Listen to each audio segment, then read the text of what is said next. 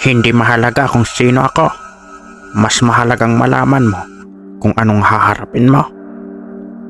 Ang mga ito ay hindi basta aswang. Sila ang tinatawag na gabunan.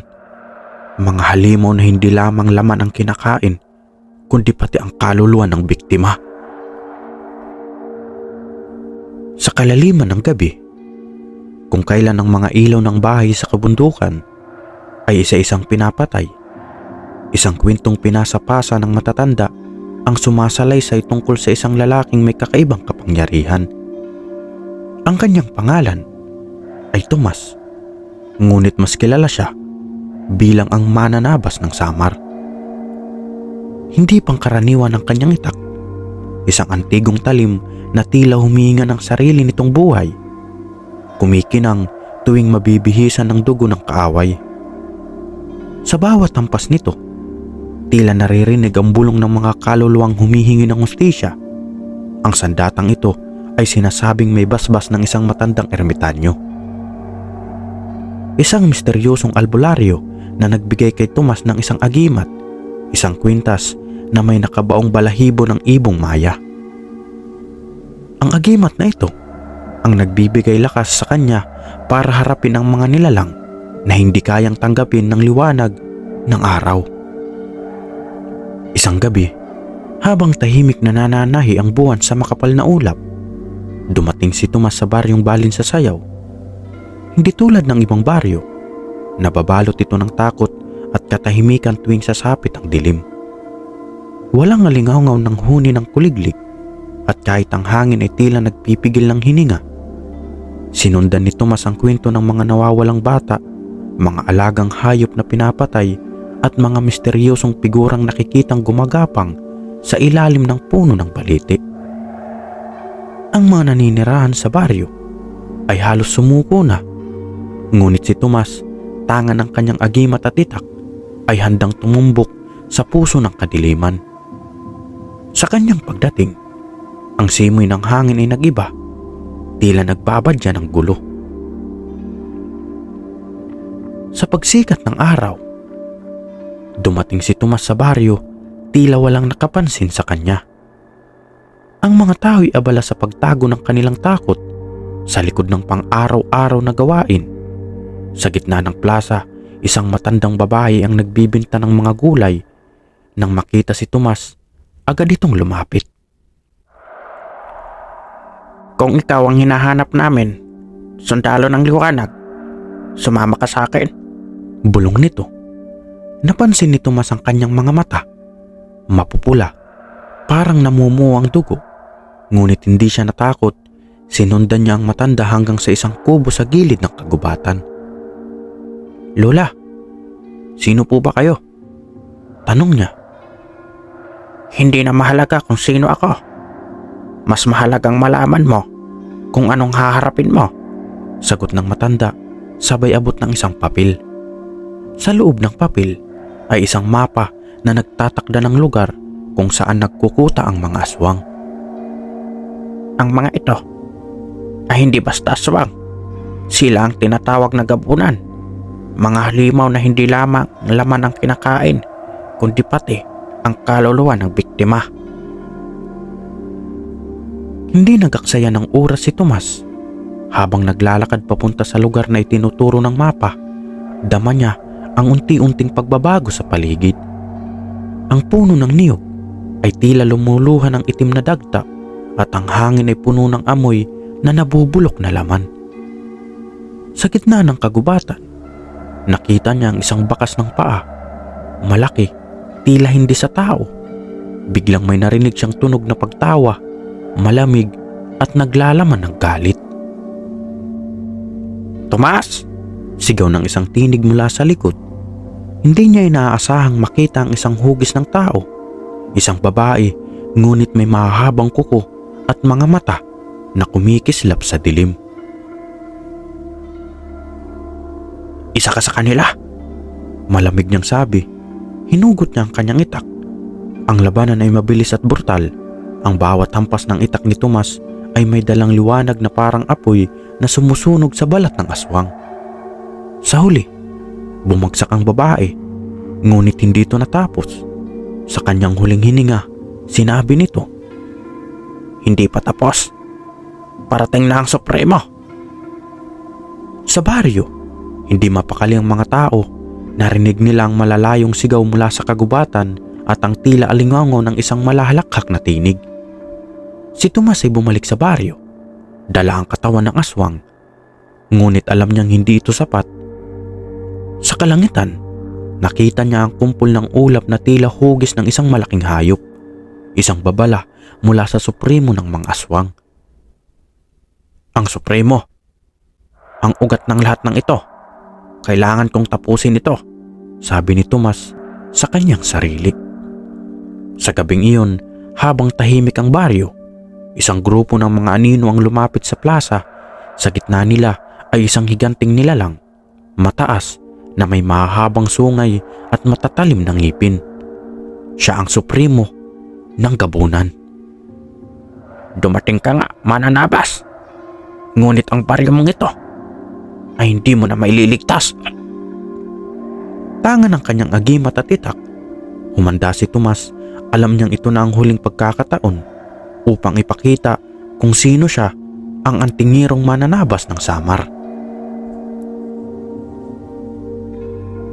Habang nakatayo sa gitna ng plaza, dama ni Tomas ang bigat ng presensya ng Supremo.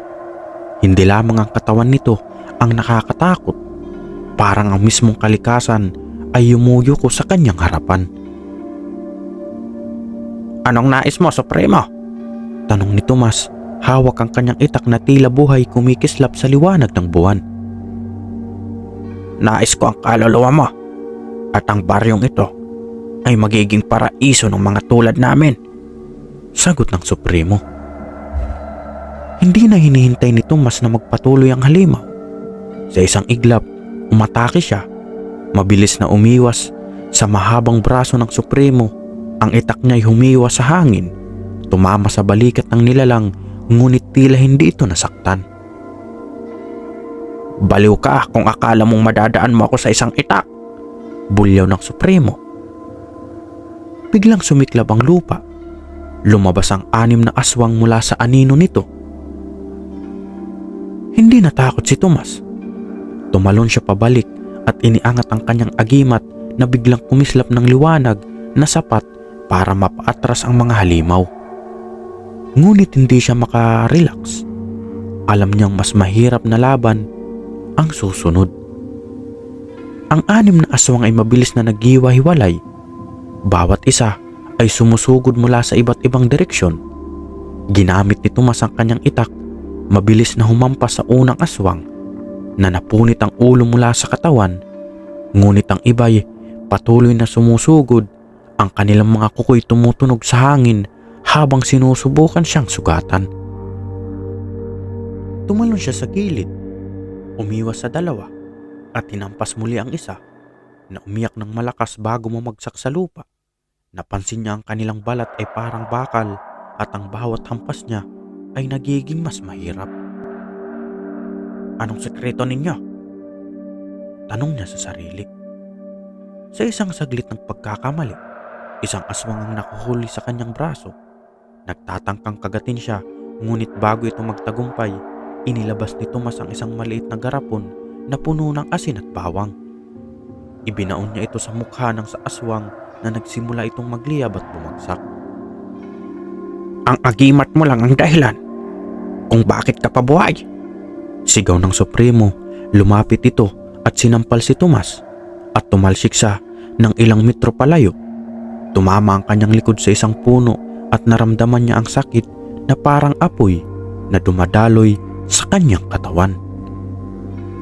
Habang nakahandusay, bumalik sa isipan ni Tomas ang kwento ng kanyang itak.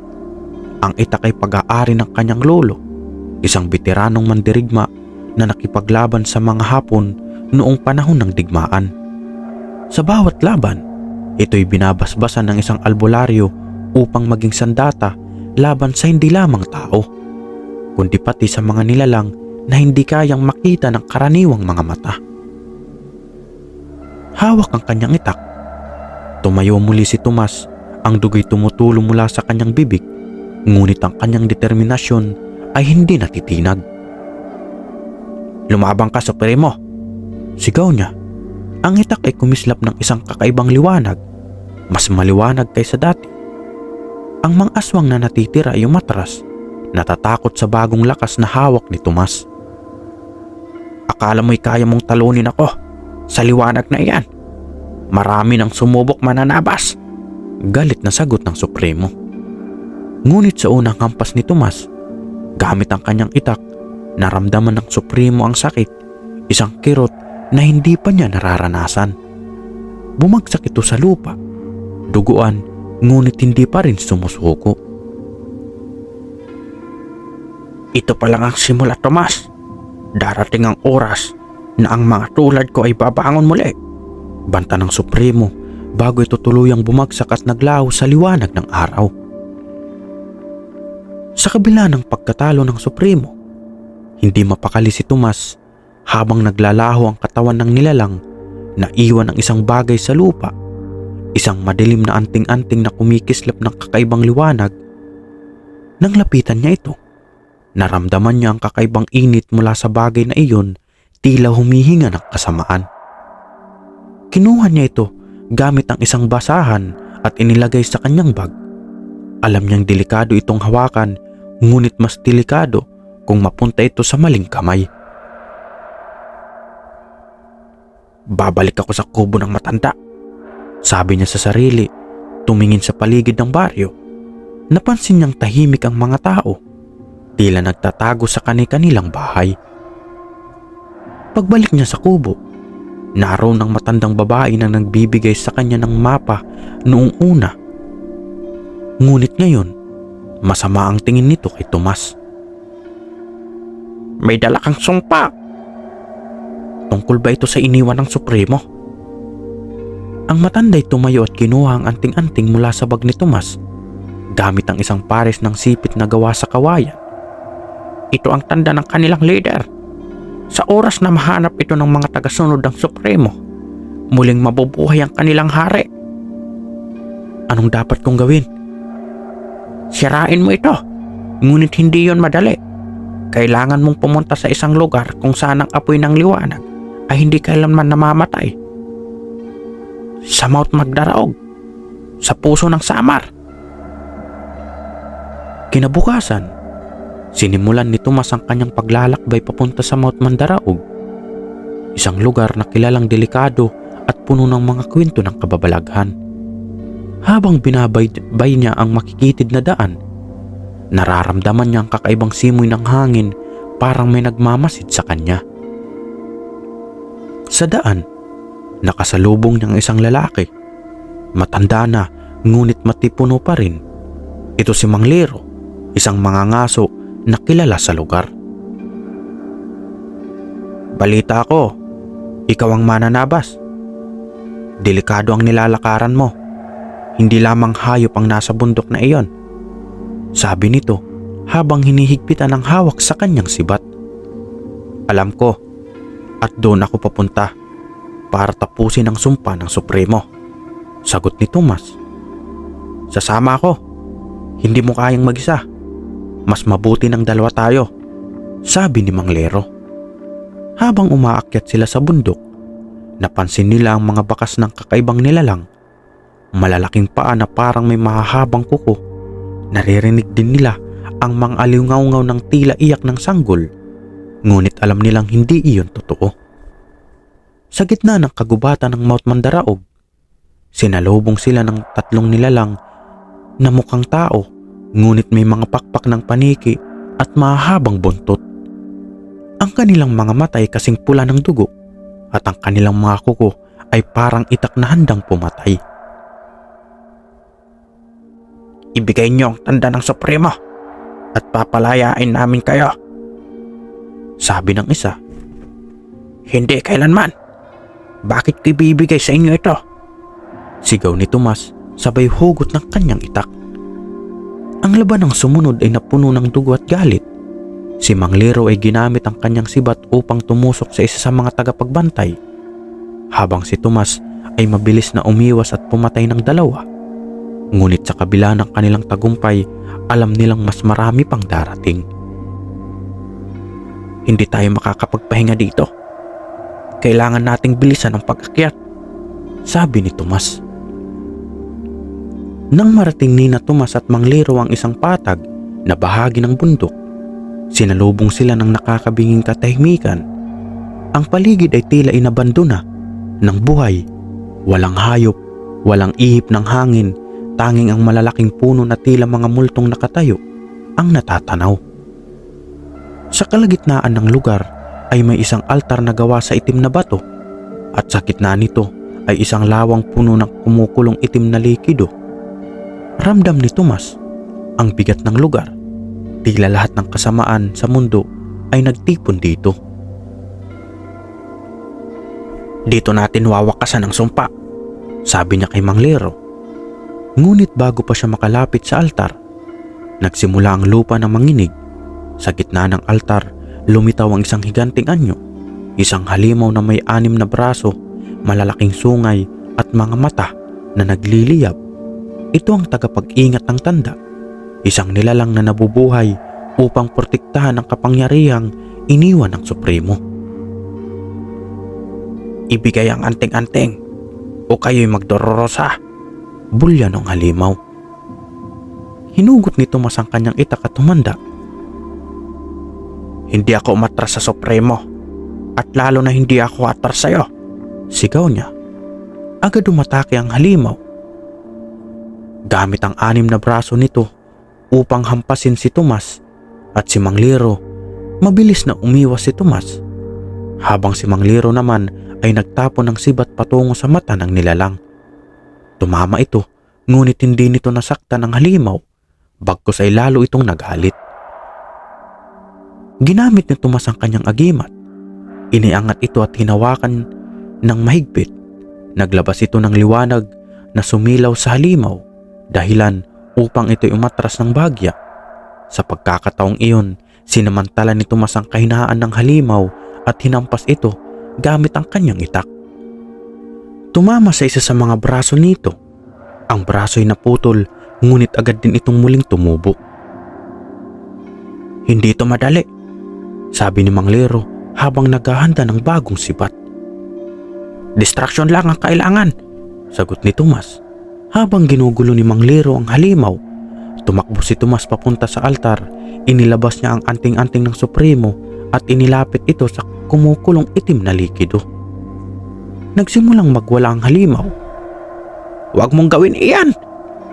Kapag nawala ang tanda, mawawala ang lakas namin! Sa kabila ng pag-atake ng halimaw, binagsak ni Tomas ang anting-anting sa kumukulong likido. Sa isang iglap, ang buong paligid ay nayanig. Ang halimaw ay sumigaw ng napakalakas bago ito naglaho, kasama ng tanda ng Supremo. Pagkatapos ng laban, bumalik ang liwanag sa Mount Mandaraog.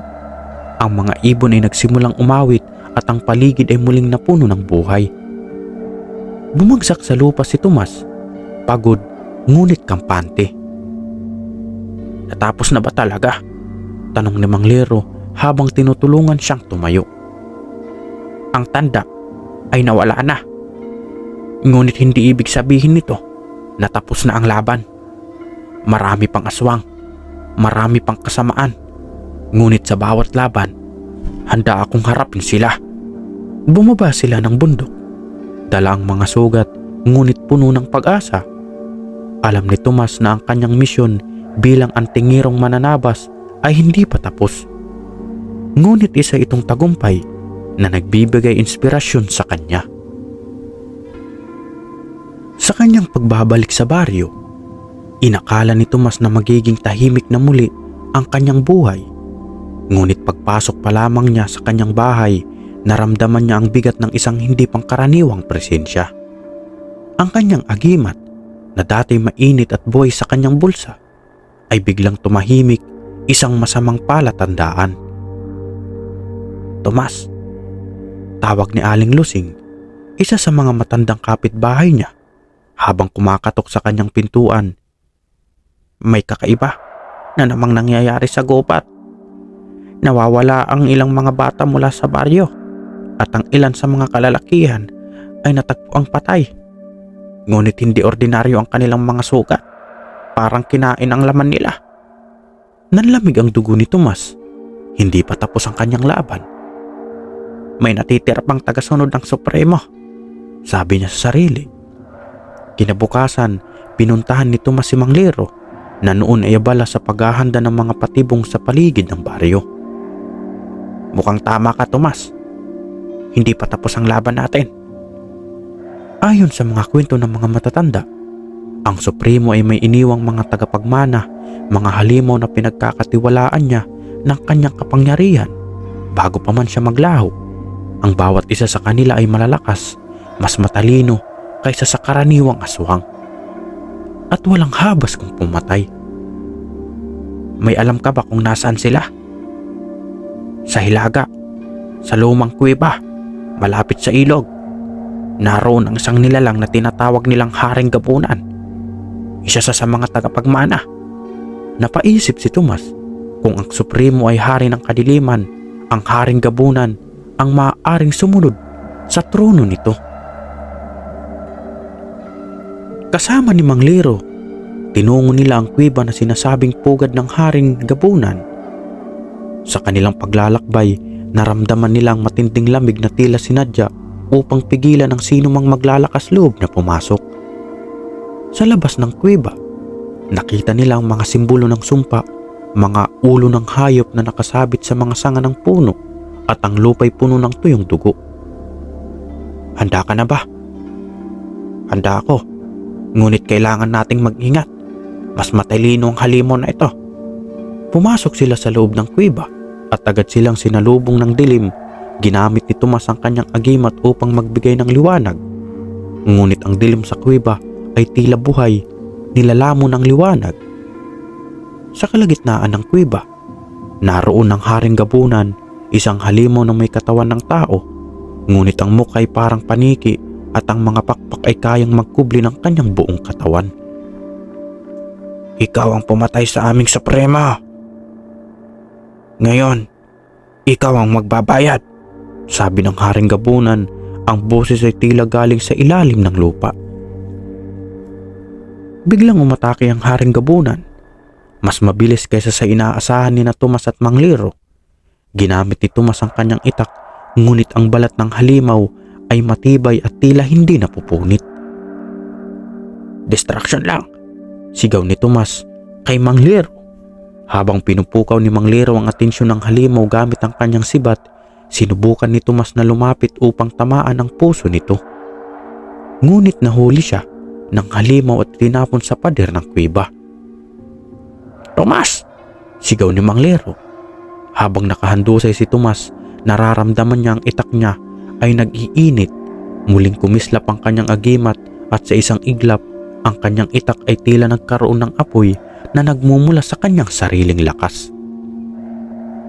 Isa lang ang paraan para tapusin ka, sabi ni Tomas. Muling umatake ang halimaw, ngunit sa pagkakataong ito, mabilis na naiwasan ni Tomas ang mga galaw nito. Sa huling hampas, itinarak niya ang kanyang itak sa puso ng Haring Gabunan. Ang halimaw ay sumigaw ng napakalakas bago ito tuluyang bumagsak. Naglaho kasabay ng kadiliman ng kuweba. Paglabas nila ng kuweba, bumalik ang liwanag sa paligid.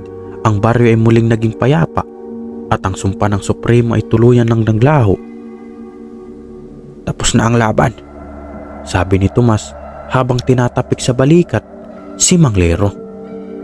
Ngunit sa likod ng kanyang isip, alam niya ang mundo ng kadiliman ay hindi kailanman tuluyang natatapos.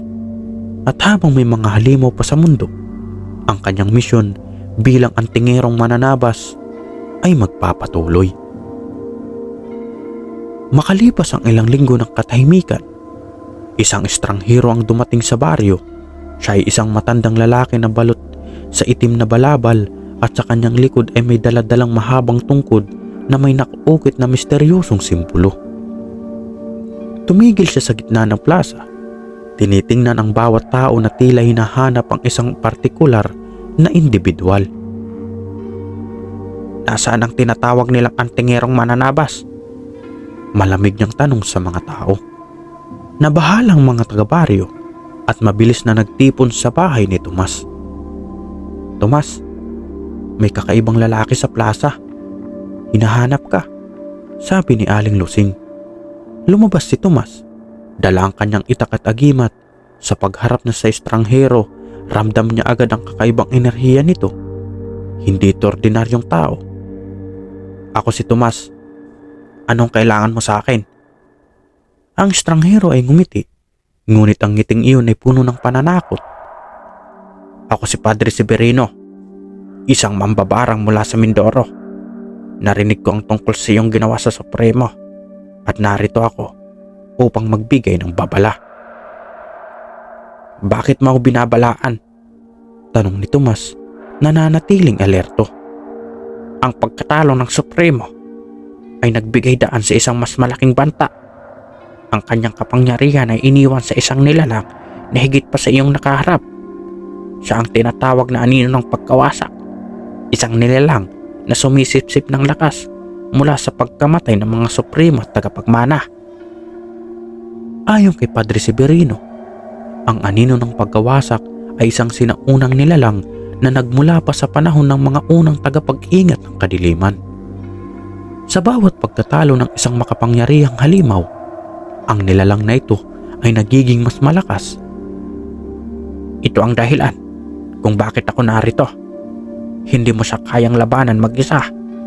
Kailangan mo ang higit pa sa mga agimat at itak para talunin siya. Nag-alinlangan si Tomas.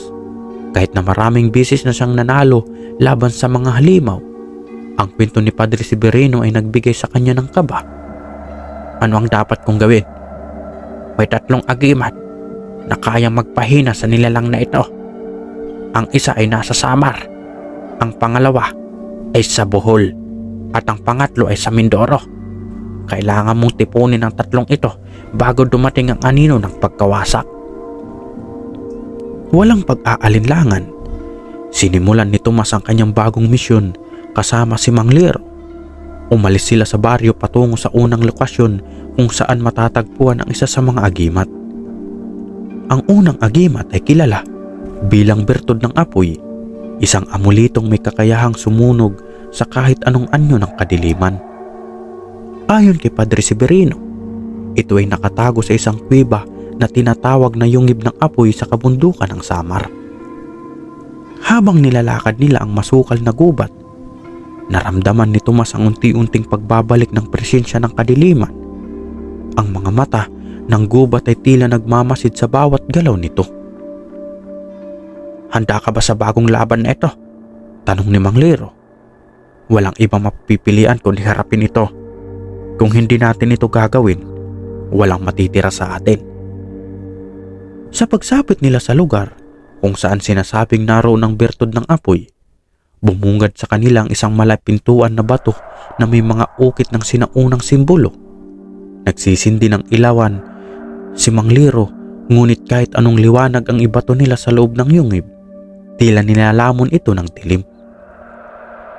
Tila ang dilim dito ay hindi natural, sabi ni Mang Liro. Hawak ang kanyang agimat at itak, naglakad si Tomas papasok. Habang sinusundan ng nag-aalalang si Mang Liro, sa bawat takbang nila, tila ang temperatura ay bumabagsak at ang kanilang mga hiningi ay nagsisimulang bumuo ng ulap sa hangin.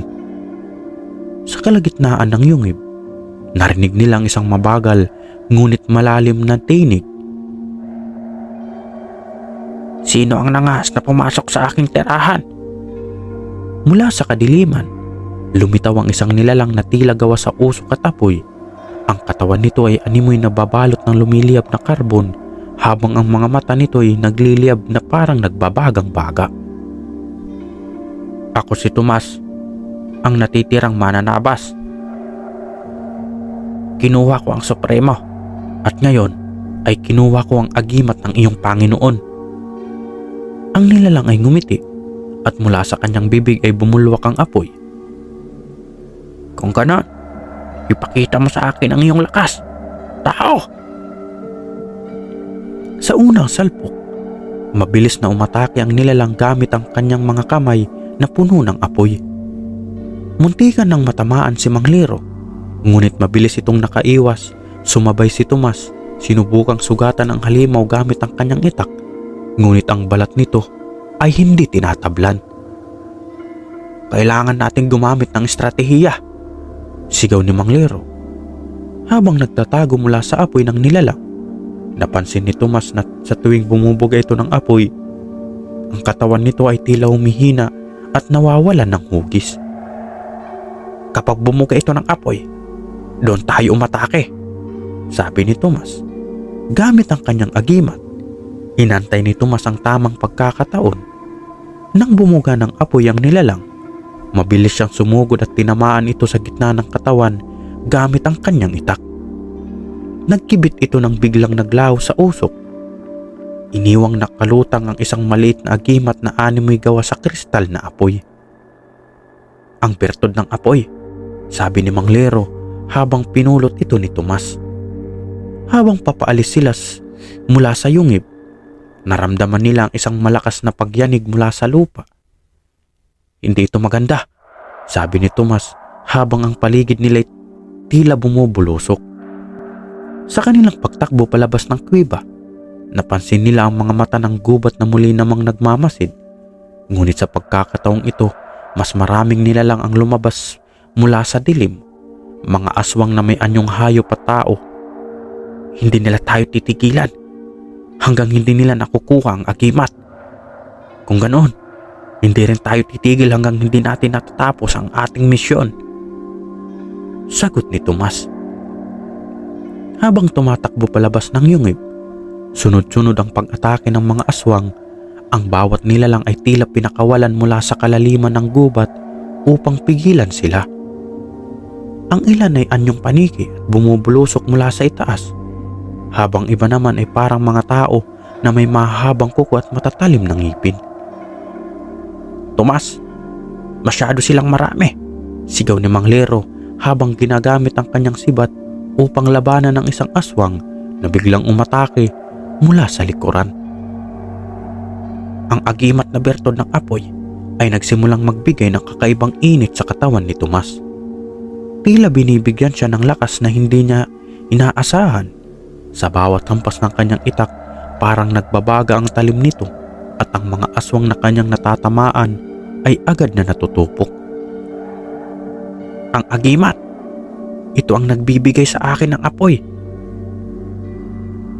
Gamit ang lakas mula sa agimat, mas naging agresibo ang kanyang pag-atake. Sa bawat aswang na sumusugod, sinasalubong niya ito ng nagbabagang itak. Ngunit kahit na mabilis nilang napapatay ang mga halimaw, hindi ito nauubos.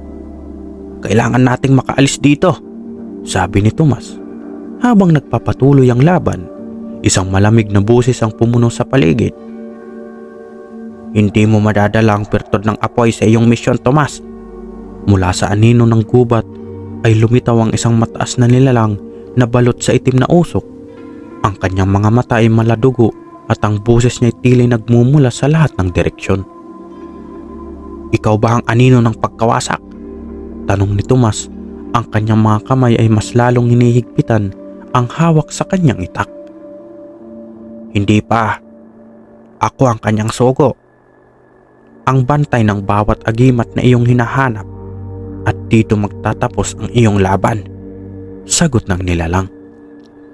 Ang nilalang ay biglang sumugod. Mas mabilis kaysa sa mga aswang na kanilang nakaharap. Muntikan ng matamaan si Tomas, ngunit nagawa niyang salagin ito gamit ang kanyang itak. Sa pagkakataong ito, naramdaman niya ang bigat ng bawat galaw ng kalaban. Parang hindi tao ang kanyang kaharap. Mang Lero, umalis ka na, utos ni Tomas. Huwag mo akong iwan dito, sigaw ni Mang Lero, ngunit si Tomas ay determinadong protektahan ang kanyang kasamahan. Ang laban ay mas naging mabangis habang tumatagal. Ang sugo ng anino ay tila hindi napapagod, habang si Tomas ay unti-unti nang naghihina. Hindi ako susuko, bulong ni Tomas sa kanyang sarili. Sa kanyang huling pag-atake, ginamit niya ang lahat ng lakas ng bertod ng apoy. Inilagay niya ang agimat sa hawakan ng kanyang itak at biglang nagliyab ang buong sandata. Tumalon siya at itinarak ang itak sa gitna ng katawan ng nilalang. Ang sigaw ng halimaw ay umalingaw sa buong gubat. at bigla itong naglaho kasabay ng isang malakas na liwanag. Natapos ko rin, Sabi ni Tomas habang nakahandusay sa lupa, hinihingal at sugatan. Matapos ang laban, natagpuan ni Mang Lero si Tomas na pilit na bumabangon. hindi pa tapos ang lahat. Sabi ni Tomas habang nakatingin sa agimat na hawak niya. Kailangan nating hanapin ang susunod na agimat. Kung ganito ang bawat laban, hindi ko alam kung makakayanan pa natin. Sagot ni Mang Lero. Hindi tayo pwedeng sumuko. Kung hindi natin gagawin ito, mas maraming buhay ang magsasakripisyo. Naganda silang dalawa para sa kanilang paglalakbay patungo sa buhol, kung saan naroroon ang pangalawang agimat. Ang baryo ay muling nagpaalam kay Tomas, nagbigay ng dasal at panalangin para sa kanyang kaligtasan. Habang umaalis sila, naramdaman ni Tomas ang bigat ng responsibilidad sa kanyang balikat. Ngunit sa kanyang puso, alam niyang kailangan tapusin ang laban kahit pa ito ang maging huling misyon niya. Ang paglalakbay papuntang buhol ay puno ng pagsubok. Sa daan, nararamdaman ni Tomas at Mang Lero ang bigat ng kanilang misyon. Bagamat taglay na nila ang bertod ng apoy, ang anino ng panganib ay tila sumusunod pa rin sa kanila. Pagdating nila sa buhol, napag-alaman nila ang bertod ng tubig ay nasa ilalim ng isang sagradong lawa na tinatawag na lawa ng kalaliman. Ayon sa mga matatanda, ang lawa ay binabantayan ng isang nilalang na tinatawag na sirena ng kadiliman. Isang halimaw na mukhang tao, ngunit may buntot ng isda at matalas na ngipin. Hindi ito magiging madali, sabi ni Mang Lero habang nag-aayos ng kanilang gamit. Walang bagay na madali pagdating sa labanang ito. Kailangan nating makuha ang agimat, anuman ang mangyari, tugon ni Tomas. Sa pagsapit nila sa lawa, napansin nila ang malaasol na liwanag na sumisikat mula sa kalaliman nito. Tila may kakaibang enerhiya na nagmumula sa tubig, ngunit kasabay nito ay ang nakakakilabot na presensya. Sigurado ka bang narito ang agimat? Oo, ramdam ko ang kapangyarihan nito.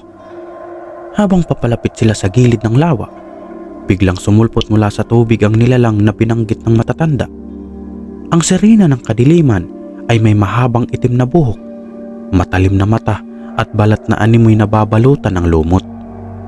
Ang kanyang tinig ay malamig at puno ng pang-aakit. Sino ang nangangahas na pumasok sa aking teritoryo? Tanong ng sirena habang unti-unting lumulutang sa ibabaw ng tubig. Ako si Tomas, ang antingerong mananabas.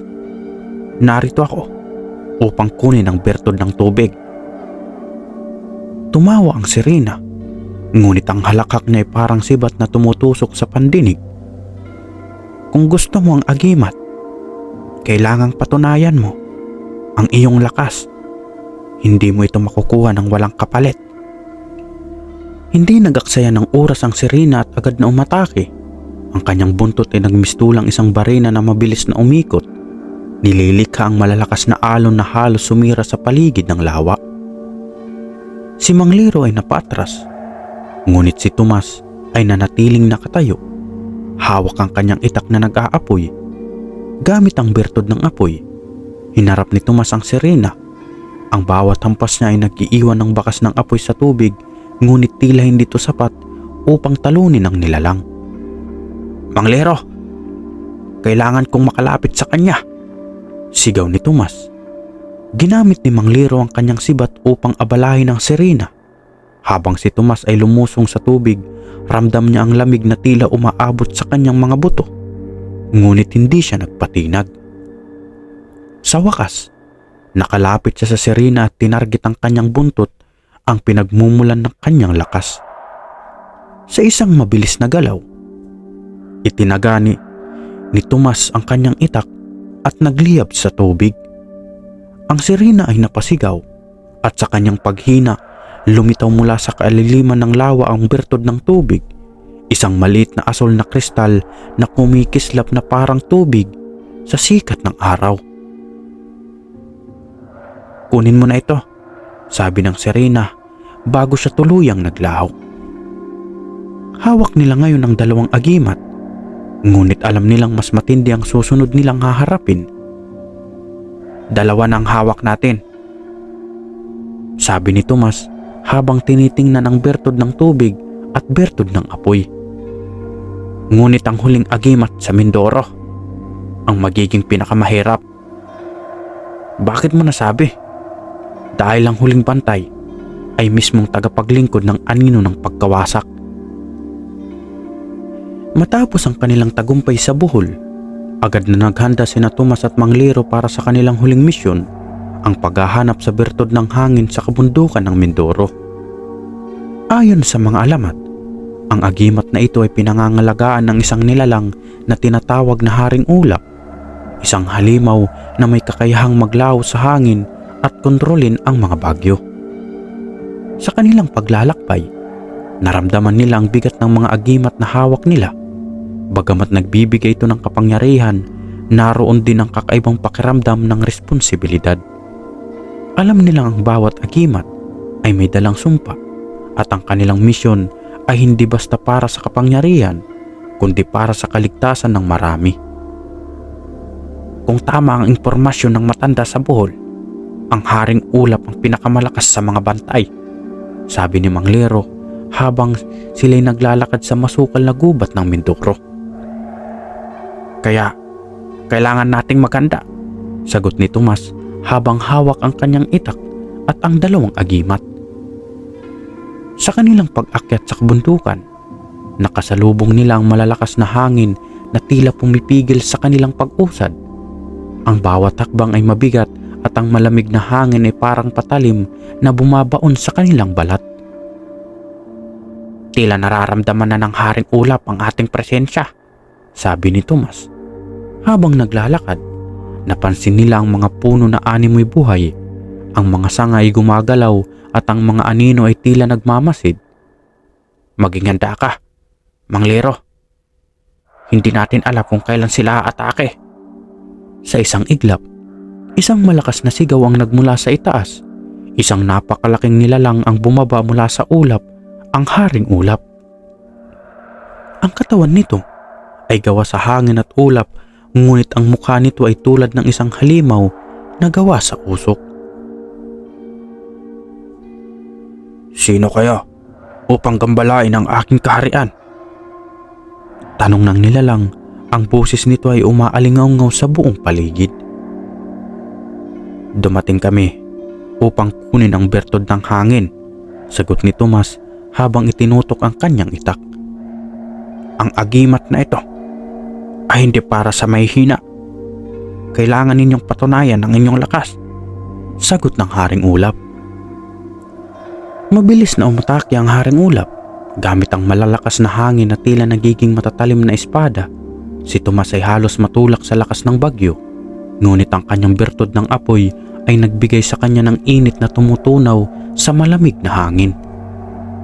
Manglero, tulungan mo ako, sigaw ni Tomas habang pinipigilan ang sunod-sunod na pag-atake. Si Manglero ay gumamit ng kanyang sibat upang abalahin ang Haring Ulap, habang si Tomas ay naghahanap ng pagkakataong umatake. Sa bawat galaw ng nilalang, ito'y nagiging mas mahirap tamaan dahil sa kakayahan nitong maglaho sa hangin. Hindi tayo mananalo kung hindi natin siya masusugatan ng diretso, sabi ni Manglero. Napansin ni Tomas na ang katawan ng Haring Ulap ay nagiging mas malinaw tuwing ito'y lumalapit sa kanila. Napagtanto niyang ang tanging paraan upang talunin ito ay ang paglapit at direktang atake. Sa tamang pagkakataon, ginamit niya ang lakas ng bertod ng tubig. Ang agimat ay naglabas ng tubig na tumalsik sa paligid, nagpapabigat sa katawan ng Haring Ulap at pagpagsak nito sa lupa. Ginamit ni Tomas ang bertod ng apoy upang bigyan ng kanyang itak ng nagbabagang init. Isang mabilis na galaw, tumalon si Tomas at itinarak ang kanyang itak sa puso ng Haring Ulap. Ang nilalang ay sumigaw at ang ulap sa paligid ay unti-unting naglaho. Mula sa katawan ng Haring Ulap ay lumitaw ang isang maliit na kristal na kumikislap tulad ng langit, ang bertod ng hangin. Natapos na natin, sabi ni Mang Lero habang pinupulot ni Tomas ang huling agimat. Hindi pa. Ito ang simula ng ating tunay na laban. Sa paghawak niya ng 3 agimat, naramdaman niya ang bigat ng kanilang misyon. Ang kapangyarihan ng bawat agimat ay nagdudulot ng panibagong responsibilidad. Ang anino ng pagkawasak ay tiyak na naghihintay sa atin, sabi ni Tomas habang nakatingin sa malayong bundok, kung saan naroroon ang pugad ng kanilang pinakamalalaking kalaban. Matapos makuha ang 3 agimat, nagsimula nang maglakbay sina Tomas at Mang Lero patungo sa huling destinasyon, ang kuta ng anino ng pagkawasak.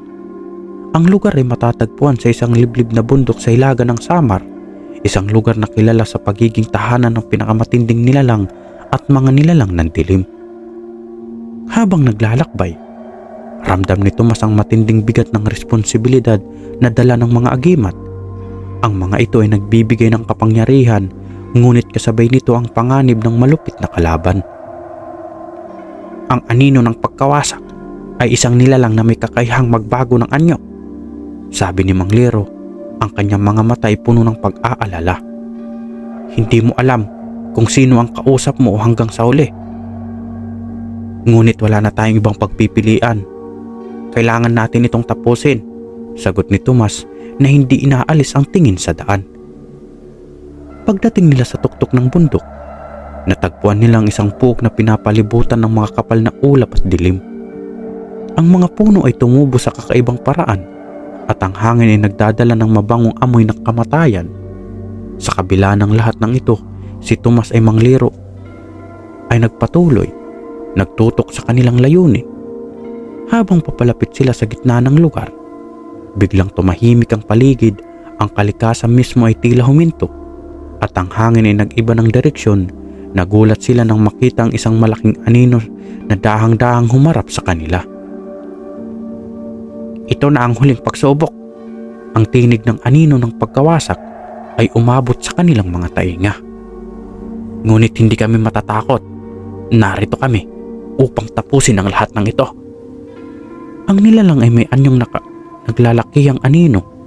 Ang katawan ay mistulang likha mula sa usok, ngunit ang mga mata ay kumikislap ng mga maliwanag na pulang liwanag. Ang mukha nito ay hindi matukoy, ngunit ang presensya nito ay kasing lakas ng isang bagyong dumaan. Mabilis na umatake ang anino ng pagkawasak. Isang malupit na alon ng dilim ang sumalubong kay Tomas at Mang Lero. Ang mga anino ay naging matalim ng mga espada na tumatagos sa bawat bagay na kinakalabit nila. Si Mang Lero ay nagdikit ng kanyang sibat sa hangin, ngunit naglaho ito sa dilim. Hindi ito ordinaryong laban, sabi ni Tomas habang sinusuong ang atake ng kalaban. Ang bawat galaw nito ay tumutok sa ating mga takot. Gamit ang bertud ng apoy, sinubukan ni Tomas na maglabas ng apoy upang magpahagis ng liwanag sa dilim. Ang apoy ay nagdulot ng pansamantalang liwanag, ngunit ang anino ng pagkawasak ay naglaho sa paligid, nagiging isang hindi mahahawakan na anino. Manatili ka sa akin, Mang Lero. Kailangan nating magsanib pwersa, sigaw ni Tomas. Sa paggamit ng bertud ng hangin, pinayagan ni Tomas ang hangin na magdala ng kanyang mga galaw. Pinaghalo ng dalawang kanilang lakas, si Mang Lero ay ginamit ang kanyang sibat upang makipaglaban sa malupit na anino. Habang si Tomas ay bumangon mula sa dilim gamit ang apoy at hangin, nagpatuloy ang laban at bawat galaw nila ay parabang kabuntot na pagsabog ng lakas. Ang anino ng pagkawasak ay parang humihigop sa kanilang lakas, ngunit hindi sila nagpatinag.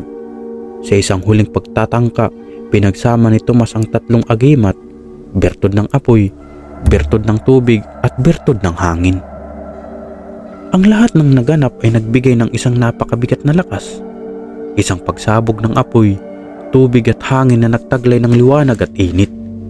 Ang anino ng pagkawasak ay sumigaw ng huling sigaw bago ito tuluyang maglaho. Ang dilim na bumabalot sa paligid ay unti-unting napawi. Ang katawan ng anino ng pagkawasak ay nawalan ng anyo at ang lugar ay napuno ng katahimikan. Tapos na, sabi ni Tomas. Ang kanyang katawan ay pagod na. Ngunit ang kanyang mga mata ay puno ng kaligayahan. Tama, tugon ni Mang Lero, ang kanyang tinig ay may halong saya at kalungkutan. Wala nang maghihimagsik sa ating mga tao. Sa pag-uwi nila, naramdaman ni Tomas at Mang Lero ang pagbabago sa kanilang paligid. Ang mga agimat ay nagbigay ng kaligtasan, ngunit ang pinakamahalaga ay ang kanilang lakas ng loob at pagkakaisa. Ito ay isang bagong simula para sa ating mga kababayan, sabi ni Tomas habang tinitingnan ang mga bituin. Ang mga agimat ay mga gabay lamang. Tayo na mismo ang magiging tagapagtanggol ng ating bayan. Ang kanilang laban ay natapos, ngunit ang kanilang kwento ay magsisilbing paalala sa lahat ng mga susunod na henerasyon na ang katapangan, pagkakaisa at pagmamahal sa bayan ang magdadala sa tagumpay laban sa mga dilim. Wakas,